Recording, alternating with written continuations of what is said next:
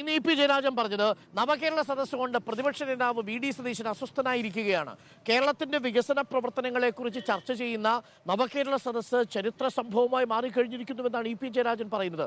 മുഖ്യമന്ത്രി പറയുന്നു പ്രതിപക്ഷത്തെ വിമർശിക്കാനുള്ള അവകാശവുമുണ്ട് ഈ സർക്കാരിന്. നിങ്ങൾ എങ്ങനെ വിമർശിക്കുന്നു? അതും വേദിയിൽ ഞങ്ങൾ പറയും. ഞങ്ങൾ മുഖ്യമന്ത്രി ഇപ്പൊ നടത്തുന്ന ഈ സ്പോൺസേഡ് പ്രോഗ്രാം ഞങ്ങൾ 1% വരുന്ന മൈക്രോസ്കോപ്പിക് മൈനോറിറ്റിയോട് കൂടിയല്ല. അതാണ് ഞങ്ങൾ അസ്വസ്ഥപ്പെടുത്തുന്നത്. ഇവിടെ തൃശ്ശൂരിൽ വരുമ്പോൾ ഈ ജനങ്ങളെ കണ്ട ആരാ? കരുവന്നൂരിലെ 4500ഓളം വരുന്ന നിക്ഷേപകർ, അതിൽ ആത്മഹത്യ ചെയ്തവർ, ഇനിയും പൈസ കിട്ടാത്തവർ, അങ്ങനെ നിരവധിയായ പ്രശ്നങ്ങൾ, നെൽകർഷകർ, അങ്ങനെ ഈ ജില്ല നേരിടുന്ന ഒരു വലിയ പ്രശ്നത്തിന് അഭിമുഖീകരിക്കാൻ കഴിയുന്നില്ല. ഇവർ പൗരപ്രമുഖരെ വിളിക്കുന്നുണ്ട്. ആ പൗരപ്രമുഖരിലൊന്നും കരുവന്നൂരിൽ നിക്ഷേപകരോ മരണപ്പെട്ടവരോ ഇല്ല. ഇവർ ഭരിക്കുന്ന പൗരപ്രമുഖരാരാ? സാധാരണക്കാരല്ല. പ്രതിപക്ഷം അസ്വസ്ഥമാകാൻ കാരണം സമൂഹത്തിന്റെ ഒരു പരിച്ഛേദമാണ് പ്രഭാത സദസ്സുകൾ എന്ന പേരിൽ സംഘടിപ്പിക്കപ്പെടുന്ന പരിപാടിയിൽ എത്തിച്ചേരുന്നത്.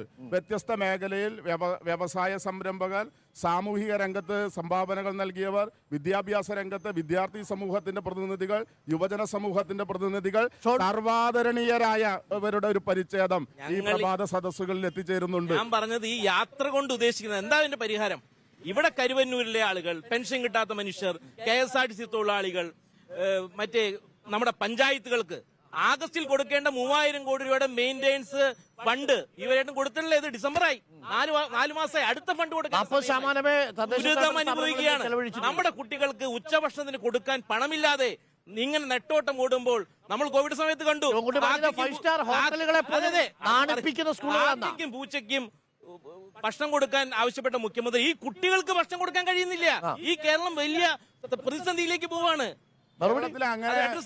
കേരളത്തിനോടുള്ള സാമ്പത്തികമായ കാര്യങ്ങളിൽ കേന്ദ്ര ഭരണകൂടം സ്വീകരിക്കുന്ന നടപടികളെ സംബന്ധിച്ച് ഒരു അക്ഷരം ഈ ഷോൺ പെല്ലിശ്ശേരി സംസ്ഥാന സർക്കാർ എന്തിനാണെന്നാണ് പ്രതിപക്ഷം ചോദിക്കുന്നത്. കേന്ദ്രത്തിൽ നിന്ന് കിട്ടേണ്ടത് എല്ലാം കേന്ദ്രമാണ് തരുന്നത്. സ്വന്തം നിലയിൽ കണ്ടെത്തുന്നത് കഴിച്ച് നമുക്ക് മുന്നോട്ട് പോകാൻ പരിമിതികളുണ്ട്. സ്വാഭാവികമായും കേന്ദ്ര ഭരണകൂടത്തിന്റെ നല്ല പിന്തുണ ഈ കാര്യത്തിൽ ഉണ്ടാകണം.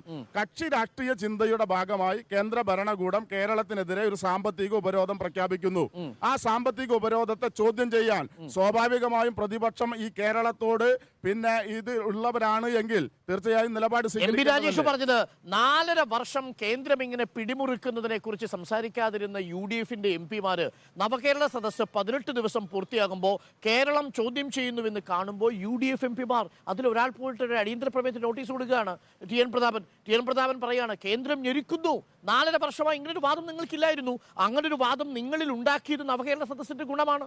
നിങ്ങൾ ചെയ്ത റിപ്പോർട്ടുണ്ട്. എന്താ ഇന്ത്യയുടെ പാർലമെന്റിൽ ഇരുമുഴക്കമായ UDF നേതാവ് NK പ്രേമചന്ദ്രൻ ചോദിച്ചില്ലേ നേരിട്ട് കേരളത്തിന്റെ ധനകാര്യമന്ത്രിയോട് എന്താണ് കേരളത്തിന് കൊടുക്കാത്തതെന്ന്? വ്യക്തമായി നിർമ്മല സീതാരാമൻ പറഞ്ഞില്ലേ, ഞങ്ങൾ കേന്ദ്രത്തിനെതിരെ അതിശക്തമായി പോരാട്ടമായി മുന്നോട്ട് പോകും. ഈ കേരളക്കരയെ സംരക്ഷിക്കുന്ന ഉത്തരവാദിത്വം അത് ഐക്യജനാധിപത്യം കൂടിയാണ്. ഞങ്ങൾ നിരന്തരമായി പാർലമെന്റിൽ ചോദ്യം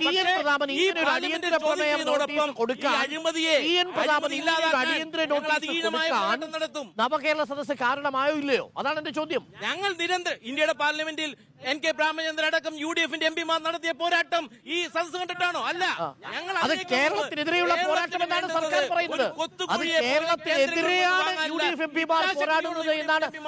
കേരളത്തിൽ നിന്നുള്ള MP-മാർ കേരളത്തിനെതിരെ പോരാടുന്നു എന്നതാണ് സർക്കാർ പറയുന്നത്. ഇത് അഴിമതിയെയും ധൂർത്തിനെയും കെടുകാര്യസ്ഥതയും മറച്ചുവെക്കാൻ നടത്തുന്ന ചക്കളത്തി പോരാട്ടത്തിന്റെ ഭാഗമാണ്. ഇത് തെറ്റായ സമീപനമാണ്. ഞങ്ങൾ തുറന്നു പറയുന്നു, കേന്ദ്രത്തിന് പാകപ്പെടുവാണെങ്കിൽ അത് ചൂണ്ടിക്കാണിക്കും. പക്ഷെ സംസ്ഥാനം നടത്തുന്ന ഈ ധൂർത്ത്, ആ ധൂർത്തിനെ അംഗീകരിക്കാൻ കഴിയില്ല. അപ്പോഴും നിങ്ങൾ BJP-ക്കെതിരെയോ ഗവർണർക്കെതിരെയോ സംസാരിക്കുന്നില്ല. 2 രൂപ സെസ് പിരിച്ച് എന്തിനു വേണ്ടിയിട്ടാ? പെൻഷൻ കൊടുക്കാൻ. അത് കേന്ദ്ര ഗവൺമെന്റ് കൊടുക്കേണ്ടതാണ്. അല്ല, കേന്ദ്രത്തിന്റെ ഹിതം ഉണ്ടായിരുന്നു. 4 മാസമായി കൊടുക്കാൻ കഴിയാതെ